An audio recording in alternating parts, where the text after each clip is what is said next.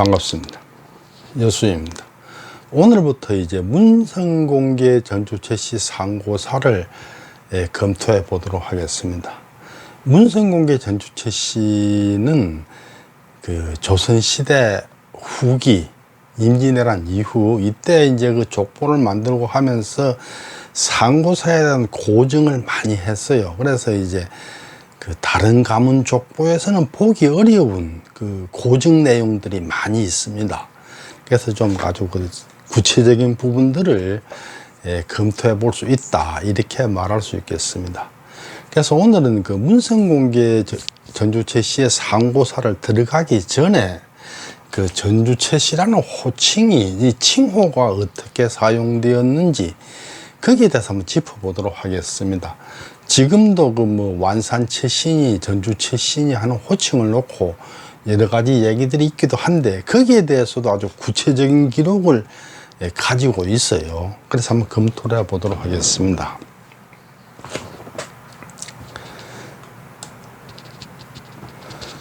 전주채신은 전주의 고대 명칭이 완산주였기 때문에 고대부터 이 완산채씨, 전주채씨 이게 섞여서 사용되어 왔었어요.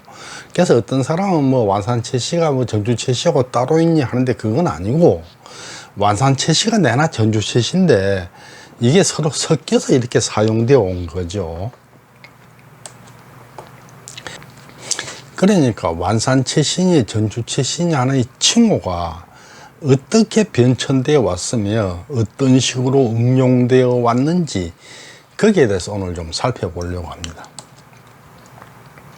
대체로 볼 때 완산채씨로 시작해서 전주채씨로 정착했다, 이렇게 말할 수 있죠. 완산채씨를 하다가 전주채씨가 됐다, 이게 이제 큰 흐름이다, 이렇게 말할 수 있겠죠. 삼국사기 신문왕 5년 685년 기록을 보면 삼국통일 직후지요. 완산주를 다시 설치하고 용원을 총관으로 삼았다 그랬는데 여기 다시 설치했다 그랬어요. 완산주를. 그 얘기는 예전에 완산주가 있었다는 얘기죠. 이게 뭐냐면 진흥왕 16년 555년에 비사벌에 설치를 해서, 비사벌은 지금의 경남 창녕이에요. 창녕에다가 완산주를 설치를 했다가 10년 뒤 진흥왕 26년에 철폐했어요. 잠깐 먼저 해프닝이 한 번 있었는 거죠. 그러다 보니까 여기서 다시 설치했다, 이렇게 얘기를 하는 거죠. 어떤 사람은 뭐 비사벌에 설치했다가 이게 완산주로 옮겨왔느니 뭐 이런 소리 하는데 그건 다 그 호사가들이 하는 소리고, 진흥왕 때 완산주라는 이름을 한번 써먹었었는데 그냥 해프닝이 한번 있었고, 다시 신문왕 5년에 완산주를 설치했다. 이건 뭐냐면 완산주, 지금의 전주가 원래 백제 땅이었기 때문에 삼국 통일 후에 처음으로 완산주를 설치했다, 이렇게 보는 게 맞겠죠. 백제 땅을 백제가 망하고 삼국 통일이 된 다음에 이제 거기에다가 완산주를 설치했다. 그런데 그 이름이 예전에 한번 써먹은 이름이었다, 이런 얘기죠. 삼국사기 경덕왕 16년 757년에는 완산주를 전주로 고치고 일주, 일소경, 10군, 31현을 그 밑에다가 소속시켰다, 이렇게 적었어요. 이게 경덕왕 때 이제 모든 제도를 중국식으로 막 바꾸는 이런 일이 있었죠. 그걸 하는 한 일환이었어요. 여기서 보면은 일주는 전주고 일소경은 남원소경, 남원이죠. 해서 이렇게 군 10개, 현 31개를 그 밑에 소속시켰다. 완산주를 전주로 바꿨기 때문에 옛날 이름을 가지고 완산채씨 또는 완산 이렇게 부르는 경우가 많았어요. 그리고 또 새 이름 전주로 부르는 경우도 많았는 거예요. 기록을 한번 살펴보면은 고려사 열전 최척경전을 보면은 최척경은 완산주의 향리가문 출신으로 과거에 급제했다. 여기서는 완산주, 완산이라 이렇게 썼어요. 또 같은 고래사 열전, 최균전 이 두 분이 다 완산삼체였죠. 완산삼체라고 불렸는 사람이 그때는 완산이라 그랬어요. 그런데 여기 보면은 최규는 자가 간유로 전주인이다, 전주채시다 그랬어요. 이 얘기는 무슨 얘기냐면 고을 이름으로 부를 때는 완산이라고 부르면서도 본관을 말할 때는 전주채시다 하는 경우들이 많이 있었다 하는 걸 알 수 있는 거죠. 그러니까 최규는 완산 삼체의 한 사람이에요. 아까 최척경도 완산 삼체의 한 사람이에요. 그런데 본관을 말할 때는 전주채시다 이렇게 말하고 있는 걸 볼 수 있어요. 그러니까 완산 전주를 섞어서 쓰는 거죠. 이렇게 섞어 쓰는데 대개 지명을 말할 때는 완산주라 하면서도 본관은 전주라 하는 경우들이 종종 있다. 그런데 이제 고려시대 보면은 본관에도 완산채시라고 적힌 게 많이 있어요. 지명만 완산주라 하고 본관은 전부 전주채시다 이렇게 말한 게 아니고 고려시대는 완산채시 이렇게 부른 경우도 많아요. 태조실록 1년 1392년 8월 7일 그러니까 태조가 조선을 개국하고 한 달쯤 후의 얘기죠. 전주를 승격시켜서 완산부로 정하고 유구를 부윤으로 삼았다.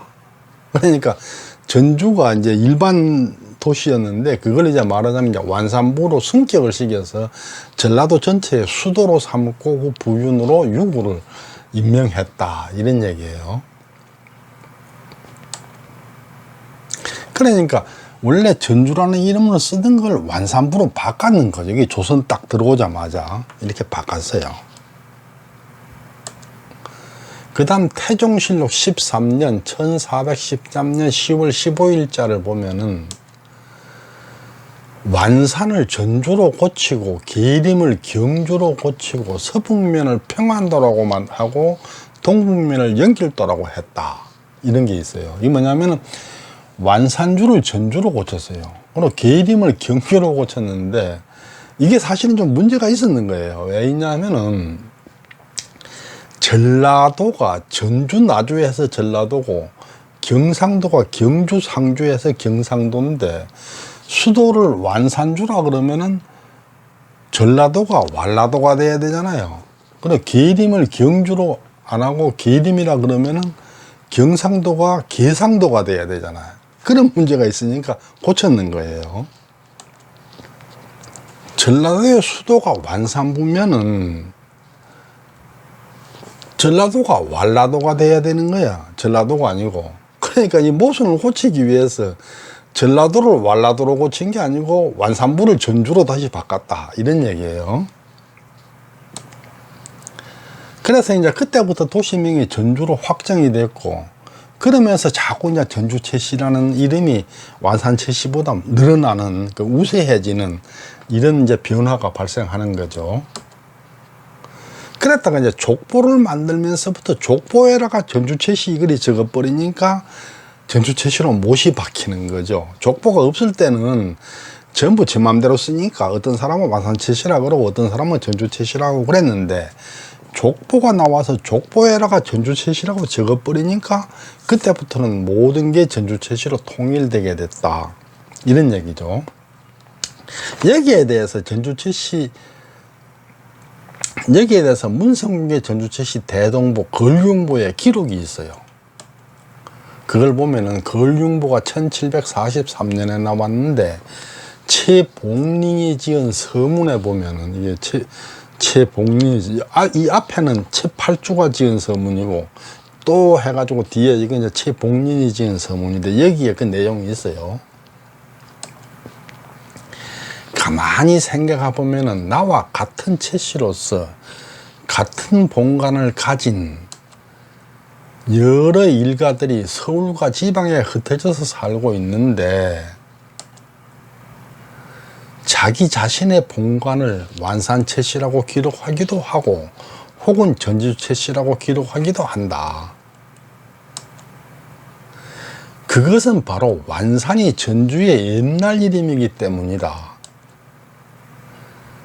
다시 말해 전주는 바로 완산의 현재 이름인 것이다. 하지만 같은 본관을 두 가지로 다르게 부를 수는 없지 않겠는가. 그러니까 같은 본관을 놓고 완산채씨, 전주채씨 다르게 불러서는 안 되지 않겠느냐. 문헌을 통해서 고증을 해보면은 국조방목이나 삼화방목을 비롯하여 여기서는 보면 대소과 방 그랬어요. 그러니까 대과라는 거는 국조방목이고 소과라는 거는 삼화방목이죠. 그것을 비롯하여 여러 가문의 묘비문에서도 관향을 전주채씨라고 기록한 경우가 더 많다. 이제 조선 후기니까 이때 오면은 이제 상당히 많은 사람들이 이제 완산채씨를 안 그러고 전주채씨다 이렇게 하고 있다는 얘기죠. 또 경보는 강의보를 말하는 거죠. 경보를 살펴보면은 제목을 전주채씨 족보라고 정해서 기록했다.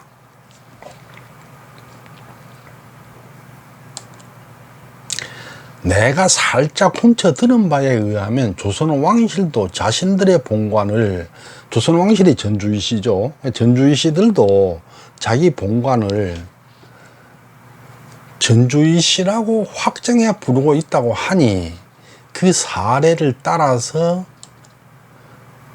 이제 옛날에 부르던 이름 완산을 버리고 지금 부르는 이름 전주를 취하여 고쳐서 불러야 하겠기에 지금 발행하는 족보, 그러니까 걸륭보죠. 지금 발행하는 족보, 걸륭보부터 잘라서 관향을 전주채씨라고 일관되게 기록하기로 결정했다. 그러니까 걸륭보가 나오면서부터 공식적으로 완산채씨를 없애고 전주채씨로 부르기로 했다. 이런 얘기예요. 전주채씨의 칭호의 변천을 보면은 고을 변천에 따라서 완산채씨라 했다가 전주채씨라 했다가 했는데, 고려시대에는 이제 본관은 전주채씨라 부르는 경우들이 많이 사용되기 시작했고, 조선 전기에는 전주채씨로 정리가 되어 가다가 걸륭보가 나오면서 공식적으로 전주채씨로 확정을 했다 이런 얘기죠. 이름에서 생긴 변화가 뭐냐 하면은, 그러니까 이때부터 생긴 변화가 뭐냐 하면은 당최, 그러니까 문성공개 가문이 토채, 문충공개 가문하고 결혼을 많이 했어요. 근데 결혼을 하면은 둘 다 전주채씨니까 상대방을 보고 완산채씨라 그러는 거예요. 그러니까 문성공개는 자기하고 혼인한 문충공개를 보고 완산채씨라 그러고, 또 이제 그러니까 문충공개 가문에서도 자기하고 결혼한 문성공개 가문을 보고 완산채씨다. 서로 이렇게 상대방을 갖다가 완산채씨라 부르는 이런 이제 풍습이 나타나게 됐다. 이렇게 말할 수 있겠죠. 이상 그 전주채씨라는 칭호가 어떻게 불려지게 됐는지에 대해서 개략적으로 살펴봤습니다. 다음번에는 그 문성공개 전주채씨에 대한 그 개략적인 부분을 살펴보도록 하겠습니다. 경청해 주셔서 감사합니다.